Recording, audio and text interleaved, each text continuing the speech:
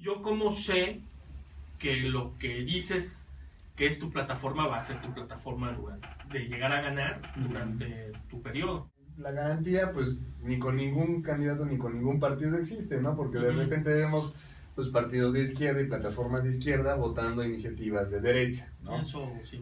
Mira, lo que pasa es lo siguiente, en mi caso yo tuve como requisito indispensable que presentar una plataforma electoral ante el INE, ¿no? Entonces, ¿en qué creo? Si tú me preguntas, Juan, bueno, ¿cuál es la base ideológica de tu plataforma electoral? Es la Declaración Universal de los Derechos Humanos y los tratados internacionales en la materia, ¿no? ¿Por qué? Porque digamos, los problemas y las problemáticas sociales de hoy en día son cada vez más complejos, son fenómenos que conforme pasa el tiempo y la sociedad se va pluralizando, ¿no? Va obteniendo mayor diversificación, pues también va teniendo componentes esenciales y distintos a los que en años anteriores pues se habían visto, ¿no? Entonces, yo no catalogo mi plataforma ni de izquierda, ni de derecha, ni de centro, sino como que todo está construido a partir de la visión de los derechos humanos. Eso es para mí lo que es, ¿no? Entonces, ¿a quién represento? Literalmente, pues yo estoy ofreciendo un proyecto totalmente distinto, tanto de forma como de fondo, ¿no? Porque pues hay mucha diferencia entre cómo es seleccionado un candidato para ser candidato de partido y cómo es seleccionado un candidato independiente. Como tú bien comentaste, yo tuve que juntar por lo menos 5.810 firmas de respaldo ciudadano, de las cuales pues se presentaron casi 8.500, ¿no? Entonces me dices, bueno, tú ya representarías como a estas personas, ¿y quiénes son? ¿Quiénes son y quiénes somos? Somos las personas que no nos sentimos identificados con los partidos políticos, que no nos sentimos representados por las actuales ofertas, ¿no?, en el espectro político de partidos que existe en nuestro país, y pues que por supuesto tendremos también que tener una opción en la cual pues reflejar nuestro voto, ¿no? Entonces, ¿qué pasa con todas estas personas que ya no creen en los partidos? Pues por eso estamos aquí, ¿no? Tratando de darles una opción totalmente distinta. Y pues ese es el asunto que nosotros estamos manejando ahorita, lo que le comentamos a la gente aquí, no hay compromiso con nadie, porque pues ahora sí que uno no le debe el favor a nadie más que a la gente que te apoya. Y eso es lo padre, porque pues la organización y la participación ciudadana son claves en toda democracia. Digamos, en términos ya legislativos, ¿cuál es tu plataforma? O sea, ¿tú por qué irías? ¿Qué tipo de reformas? ¿Qué tipo de leyes? ¿Cuáles son esos huecos legislativos que están ahí que a ti te interesaría trabajar desde un paraguas tan amplio como los derechos? Híjole, es un asunto muy complicado porque, como te comenté, la base ideológica son los derechos humanos en mi plataforma. Y entonces yo toco el tema de manera transversal, ¿no? Digamos, yo tengo 4 o 5, digamos, ejes temáticos y claves, ¿no?, que pues atraviesan por gobernabilidad democrática, todo lo relativo pues a empoderarnos como ciudadanos, en gobierno abierto, en desarrollo sustentable, ¿no?, y protección animal, en materia de equidad de género, que es también una de mis principales preocupaciones, y en materia de cultura, deporte y juventud. ¿Por qué? Porque yo creo que independientemente de la ideología que tenga cualquier plataforma electoral, lo importante y el común denominador son los derechos humanos. Entonces lo toco de manera transversal de la siguiente forma. Lo primero que te quiero compartir es que esta voluntad y esta preocupación por los derechos humanos se refleja en lo siguiente. Hace aproximadamente un par de semanas, poco menos, semana y media, recibí de mi propia mano un documento muy valioso por su amplio valor democrático, que es la Agenda Política de las Mujeres del Estado de Puebla 2015, ¿no? Este acercamiento se da por parte del colectivo El Torito, que son quienes, digamos, participaron en su formulación, porque hay mucha afinidad entre su agenda y la mía, ¿no? Nos dimos cuenta que, pues, de fondo estamos proponiendo cosas muy parecidas, ¿no? Claro, con sus matices, ¿no? Entonces, esta agenda yo ya la he suscrito como tal, porque te digo, coincidimos en las propuestas, ¿no? Entonces, empezando por lo que sería relativo, por ejemplo, a equidad de género, que es uno de los temas más importantes, lo que yo te diría es, hay 2 formas de velar por este derecho humano, ¿no? Por el derecho a la igualdad, que es a través de iniciativas de reforma, o de decretos como se les llama, y como puntos de acuerdo. ¿Por qué? Lo que pasa es que en muchas ocasiones la gente cree que el legislador solamente hace leyes, pero no, tiene otras facultades, ¿no? Tiene otras 2 facultades que son muy importantes y que desconocen y que aprovecho para mencionar.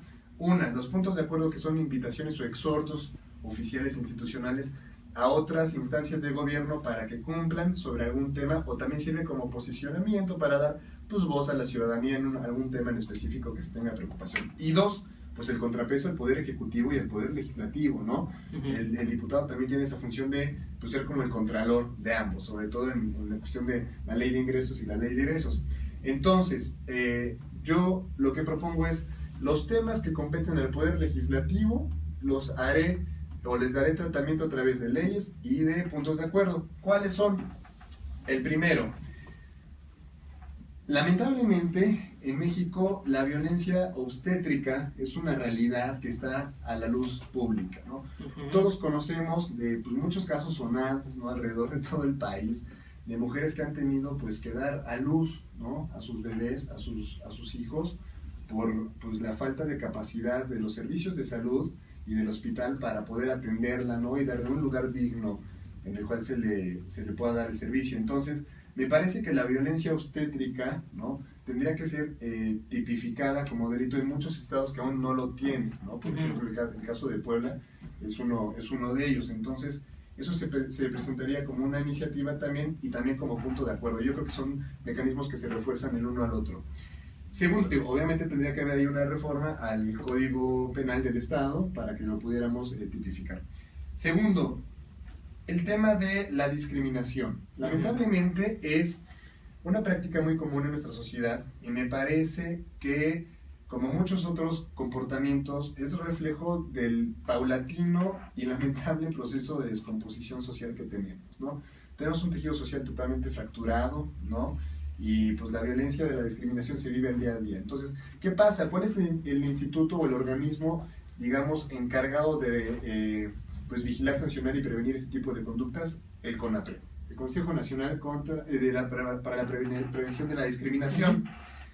Lamentablemente este tipo de organismos son también relegados, no se les da la importancia suficiente, porque como toda política pública que deberían tener, pues es marco jurídico suficiente para ejercer sus facultades y atribuciones, y segundo, el presupuesto, ¿no? Sí, porque con la pared está ahí chiquito. Digo, si te dan 5 pesos para moverte, ¿no? A lo mejor, como en mi caso, como el candidato independiente, no tenemos el presupuesto del partido político, pues ni modo, hay que buscar formas creativas.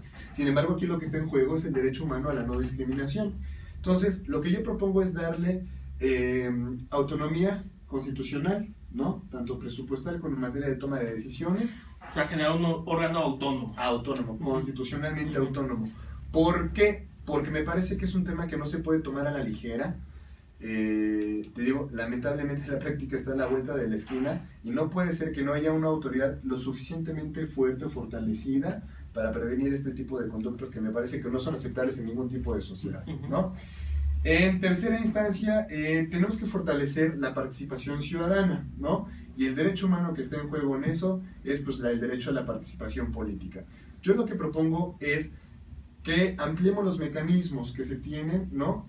Porque me parece que hay algunos también que están muy débiles. El primer tema con el que me propongo es la revocación de mandato, ¿no? Me parece que así como los ciudadanos tenemos el poder y la capacidad de poner un gobernante, ¿no? En alguna curul, en gobierno del Estado, gobierno federal, también debería correspondernos el derecho, y así decirnos el derecho de quitarlo, ¿no? Pues al final, digamos, son nuestros empleados. Pues son nuestros empleados y digo, si un empleado no te funciona, pues le dices, oye, ¿qué hubo? Y si no te pela, pues lo corres. Si no es eficaz. Claro, ¿no? Porque aparte, digo, no puede ser posible que al final de un sexenio, al final de un trienio, en el caso de los presidentes municipales, pues una mala gestión, ¿no? O llevar a un país o un estado digamos, al derroche, al despilfarro, no puede ser una mala gestión, eso tiene que castigarse, ¿no? Si no puede haber una sanción administrativa, pues que sea una sanción política de la misma sociedad y la ciudadanía. Entonces, la revocación del mandato es algo muy importante para mí. Segundo, por supuesto, fortalecer la figura de las candidaturas independientes. Me parece que hay muchos requisitos que yo, en lo personal, considero excesivos y que también existe, digamos, ya jurisprudencia en la materia, sobre todo, por ejemplo, en la copia de las credenciales del lector, que yo tuve que pedir a la gente que me diera su firma para que me las validara el INE, ¿no? Me parece que es suficiente con que se tenga la clave del lector, porque eso demuestra voluntad de la persona en apoyarte. La base de datos está en el INE, por eso solo tiene que verificar, ¿no? Exactamente, si el instituto lo que quiere es verificar, pues tienen una dirección ejecutiva encargada de eso, ¿no? Que es el Padrón Federal de Electores, ¿no? Entonces, eso en otra instancia. Y también hay temas, por ejemplo, que se les pasa a nuestros legisladores porque también les da un poquito de miedo, como lo es el presupuesto participativo. Aun cuando hay importantes avances y experiencias, ¿no? En el ámbito local, nos falta pues llevarlo al ámbito federal en una legislación, ¿no? ¿Qué es lo que pasa? Que de esta forma pues le das oportunidad también a la gente de que el presupuesto que se recauda, no por eso que sea un fiscal participable al fin y al cabo, que la gente decida en qué se va a gastar. ¿Por qué? Porque nosotros estamos muy conscientes de que si nosotros le damos un cheque en blanco al gobierno, se lo va a terminar gastando en lo que se le hinche la gana, y muy seguramente no van a ser rubros ni conceptos que son prioritarios para el Estado, ¿no? O a veces ni siquiera están en los planes de desarrollo, ¿no? Claro, digo, está el caso, por ejemplo, del despilfarro, pues en los informes, entre comillas, de gobierno, ¿no? Que sirven solamente para promocionar imágenes y proyectos personales, que tienen pues planes a futuro, que no tendrían por qué ser pagados por nuestros impuestos. Entonces, si nos dan participación a nosotros, en que nos digan, bueno, ¿en qué se quiere gastar uno el dinero como sociedad?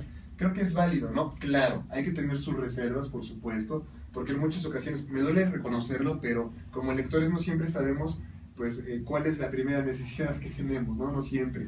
O a lo mejor lo que creemos que necesitamos, de fondo no lo es. Sin embargo, me parece que dar la opinión y abrir al escrutinio público el presupuesto es una práctica y ciertos muy temas, buena. Por supuesto. Ciertos temas, no todo, no tampoco cartera abierta, sí, pero sí digamos, algunos. temas que tienen que ver con seguridad nacional, temas que tienen que ver con lo electoral, etcétera, pues es complicado, ¿no? Es complicado, pero sí hay que darle participación a la gente. Lo siguiente, vivimos una crisis muy aguda, ¿no? Sumamente profunda, de violaciones a los derechos humanos, en sus diferentes dimensiones y en sus diferentes expresiones, como lo hemos puesto aquí sobre la mesa.